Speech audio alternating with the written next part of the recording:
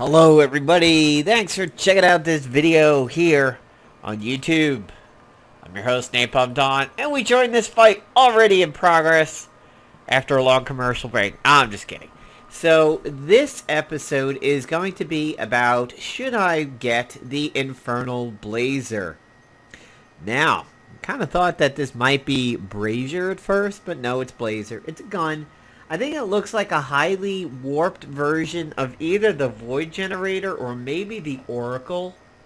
I'm going to have to take a look at the Void Generator. It might be that. It's a little too involved to be the Oracle. It looks a little too fat. So, this is a unique item over here. It starts off with the ability to put out Soulfire. And that's all that it really does in the first round. But for every round that you don't use the item, it gains an additional effect. So I'm up in Infernal Fury, which is round 3. One more round and I then gain Quenched. So what Infernal Fury is that if I kill somebody with it, I get an extra turn. Quenched means I regain health and stamina. Boombuster and Soulfire speak for themselves. I did discover that this is not a 5-round item like it could have been. It's a 4-round item. So right in round 1, you gain the Soulfire benefit. It's not like you start at 0, then go to 1, 2, 3, 4 in the 5th round of combat. You start with the number 1 buff, which is Soulfire. Interestingly enough, thanks to the new blaster suit, using something that is even subtle like the lunacy, you'll notice it says debuff, radiation, and fire. I'm actually able to proc pyrophoric on the enemy team with subtle actions.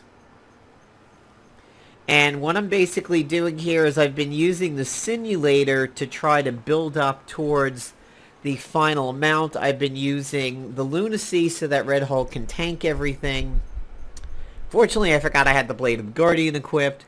And, of course, I'm using Invisible Woman just to kind of keep me alive. Never been a particularly big fan of the Unholy buff / debuff. And that's what it is. But I will say something. I do like the combination of doing things with the new blaster suit with the red and the green. I got a Christmas tree gadget in my hand.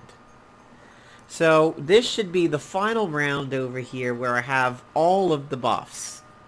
So now you can see that I have Unholy, so I've been losing hit points. It does make the Lantern of Doom quick action, so that, you know, that is something. I now have magic reduction because I'm below 50% of my health. Also, if I'm below 50% of my health, all damage dealt is increased by 25%. So first we'll use the lunacy again, not that I really need to, but now we get to see what this thing can actually do. So let's turn on the sound real quick and let's listen to it go off.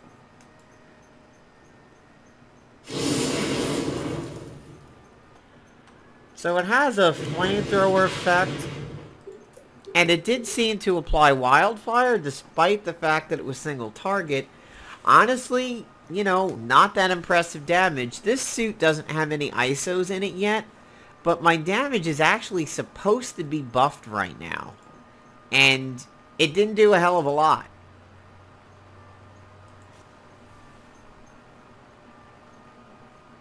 Now, granted, they don't have any boons to bust over there, really.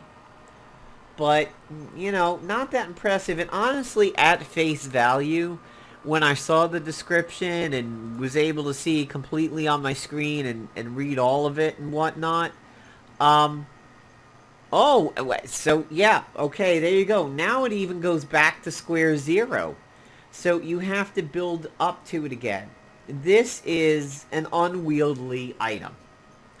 If you needed the gold for whatever particular reason, yes, by all means, go ahead and, you know, get your gold. And do whatever you want with it. Oh, did I just get my quenched over there? Huh, no, that was the suit.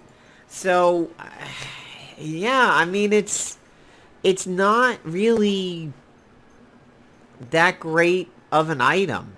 Let's go with Arnim Zola over here, and we'll try to speed it up again.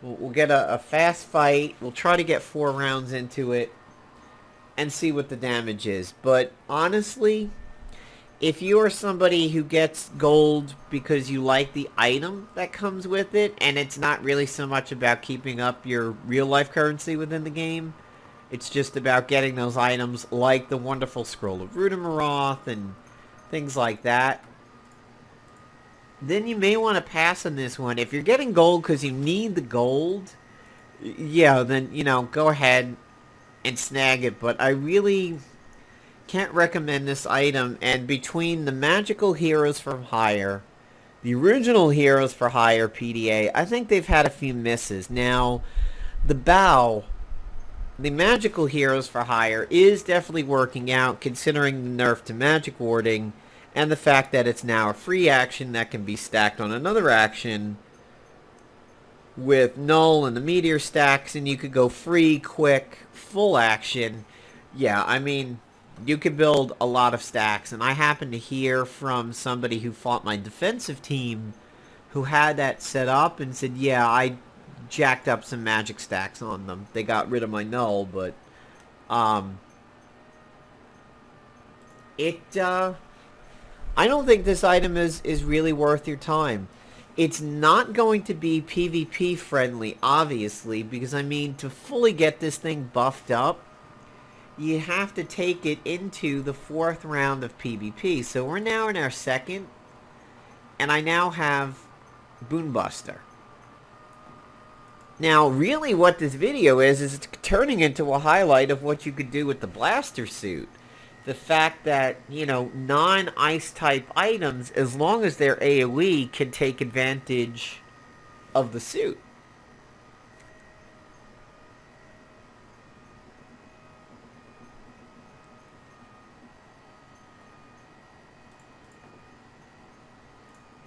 And you'll see the suit's description in just a moment over here. Alright, my rage is good. We kind of don't want to kill him, so we gotta watch how things go.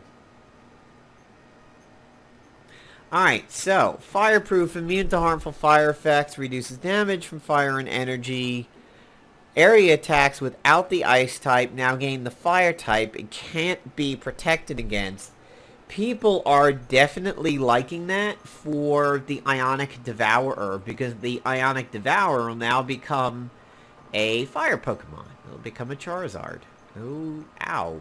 See, that Pyrophoric Flame is... That happened to happen because he got hit with the Lunacy, which became fire debuff and radiation. So that means, like, something like the Signpost could become fire-based. Not that the Signpost can be protected against, but, you're now popping people with a fiery drain, basically. And that could be really good if you run Pyrophoric teams. I mean, like, Red Hulk and Sunfire could be a thing.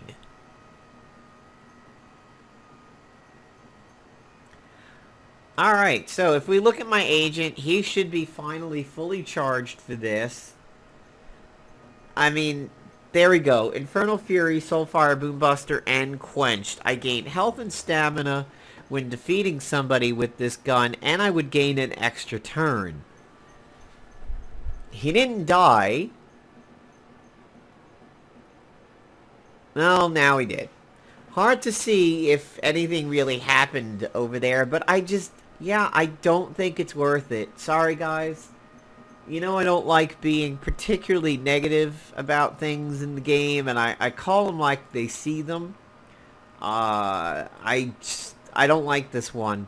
I think it's too long of a setup. There are way faster things to put out Soulfire if you wanted to do that. I mean, even 2 rounds and to get Boonbuster out of it with Soulfire. I mean, we can take a look at the Blade of the Corruptor and get Boombuster right in round 1. I mean, we could get Deadpool in his X-Force suit and team him up with other X-Forcers and get a Boombuster. I mean, I don't like it. And I don't think there's any reason to have it. I don't think we'll see it in PvP.